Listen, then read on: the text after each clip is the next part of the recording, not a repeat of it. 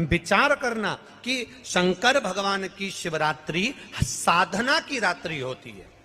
शंकर भगवान की शिवरात्रि एक आराधना की रात्रि होती है।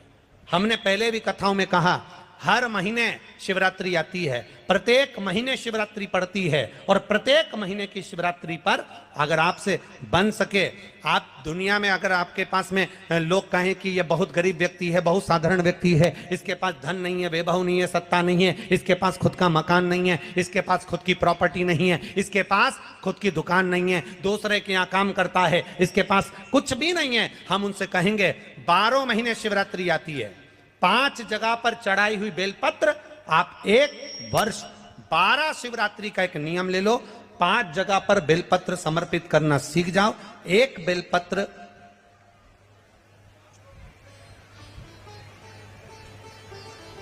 ये शिवलिंग, ये जलाधारी, बहुत ध्यान से देखना, ये चरण जहां से जल नीचे गिरता है, गणेश जी का स्थान, कार्तिकेय जी का स्थान, ये हस्तकमल माता पार्वती जी का हाथ हस्तकमल, शिवलिंग भगवान शंकर का स्थान।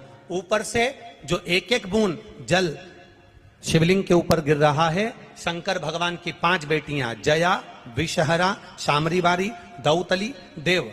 बीच में जो एक मोटी सी लाइन है वो शंकर भगवान की छोटी लड़की, क्या नाम है? अशोक सुंदरी। ये पूरे शिवलिंग का वर्णन।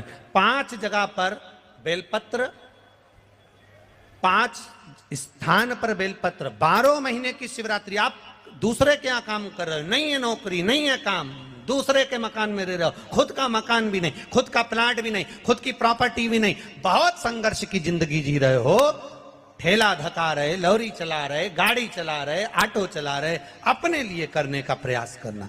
घर में जितने सदस्य हैं, 12 महीने शिवरात्रि आती है, एक बेलपत्र अशोक सुंदरी वाली जगह पर, डंडी का मुंह नीचे की ओर। दूसरी बेलपत्र माता पार्वती जी के हस्त कमल पर। ये 2 पत्ती जो होती है, इस पत्ती के 2 भाग शिवलिंग के बीच में हो। तीसरी बेलपत्र भगवान शंकर के शिवलिंग पर, डंडी का भाग आपके विपरीत दिशा में हो, विपरीत दिशा। चौथी बेलपत्र भगवान शंकर का जहां से जल बहकर जाता है, जमीन पर जो जल बहता है, जमीन पे से जो जल बहकर जाता है, चौथी बेलपत्र उस जमीन के जल पर जहां से वो पानी बहकर जा रहा है, पूरे शिवलिंग को छोड़कर जहां से पानी जमीन पर बहकर जा रहा है उस स्थान पर। और 5वीं बेलपत्र नंदी का जो पांव ऊपर उठा हुआ है, उस पांव के पास में 5वीं बेलपत्र समर्पित करना। एक शिवरात्रि से लेकर 12 शिवरात्रि जो 1 वर्ष तक कर लेता है, 1 वर्ष अपनी कड़ी मेहनत के साथ में मेहनत पूरी करना। और ये 5 बेलपत्र हर महीने जो शिवरात्रि आती है उस पे समर्पित करना प्रारंभ कर दीजिए और मेहनत करना प्रारंभ कर दीजिए। आपको आपके कर्म का फल मिलेगा। साल भर के अंदर आप अच्छे बनकर बैठ सकते हैं। एक धतूरा, धतूरा जानते हो? अरे बोलो तो जम के, जानते हो ना? एक बेलपत्र, एक धतूरा, एक शमीपत्र। शमीपत्र कितना?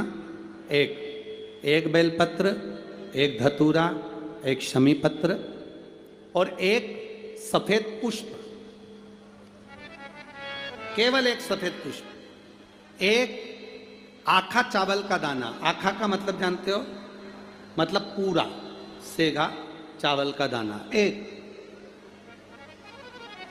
एक चावल का दाना, एक सफेद पुष्प, एक धतूरा, एक बेलपत्र, ये सब हाथ में लेकर अगर तुमको ऐसा लगता है कि आपको ऐसा महसूस होता है कि मेरी सारी राहें बंद पड़ी हुई है और मैं जिस काम में हाथ डालता हूँ वो काम आज होता ही नहीं, दिन लग जाते हैं। जब दुनिया के लोगों के पास में सुख आ जाता है तब भगवान मुझे सुख देता है, जब दुनिया का भला हो जाता है तब मेरा भला होता है। भगवान मेरी सुनता नहीं, सब राहें बंद है मेरी, कोई रास्ता सूझ ही नहीं रहा। अगर मैं फसल लेने की सोचता हूं तो फसल नहीं आती, काम करने की सोचता हूं तो काम नहीं होता, कुछ ना कुछ टेंशन मेरी जिंदगी में है। तो कभी मौका मिल जाए जिस दिन तुम्हारे हाथ में ये सभी चीजें हों, बेलपत्र, धतूरा, पुष्प, शमीपत्र चावल का एक दाना, ये सब तुम्हारे हाथ में हो, और शिवरात्रि का दिन हो, 12 महीने कोई सी भी शिवरात्रि का दिन हो, उसी शिवरात्रि के दिन, जिस दिन आप दोपहर में मंदिर चले जाएं या शाम को जाएं या सुबह जाएं, कभी भी, पर शिवरात्रि के दिन अपने हृदय में ध्यान कर कर और त्रिपुरारी नाम का स्मरण कर कर, कौन सा नाम? त्रिपुरारी नाम का स्मरण कर कर भगवान शिव से अपने मन की बात कहकर, भोला